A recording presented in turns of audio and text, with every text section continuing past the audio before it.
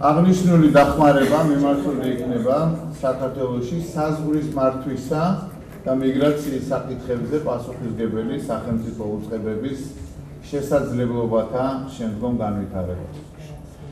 ევროკავშირის ეს ინიციატივა გულისხმობს დამატებითი ფინანსური რესურსების მიმართვას იმ აღმოსავლეთ პარტნიორი ქვეყნებისთვის, რომლებმაც რეფორმების განხორციელების პროცესში მნიშვნელოვან წარმატებას მიაღწიეს.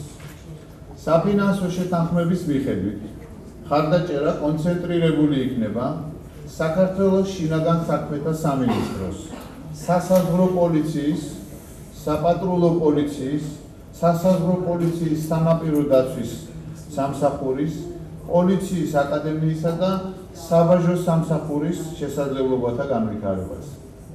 შეთანხმება ასევე ითვალისწინებს საზღვრის კონტროლისთვის განკუთვნილი სპეციალური აღჭურვილობის მოწყობილობების შეძენასა და დამხმარე საინფორმაციო ტექნოლოგიების განვითარებას. ფინანსური რესურსები მიმართული იქნება აგრეთვე შემოსავლების სამსახურისადმი ოპერატიული ინფორმაციის გაცვლის მექანიზმის შემუშავებას. მიგრაციის საკითხებთან დაკავშირებით ტექნიკურ ხარდაჭერას მიიღებენ მიგრაციის სახელმწიფო კომისია და დიასპორის საკითხებში სახელმწიფო მინისტრის აპარატი.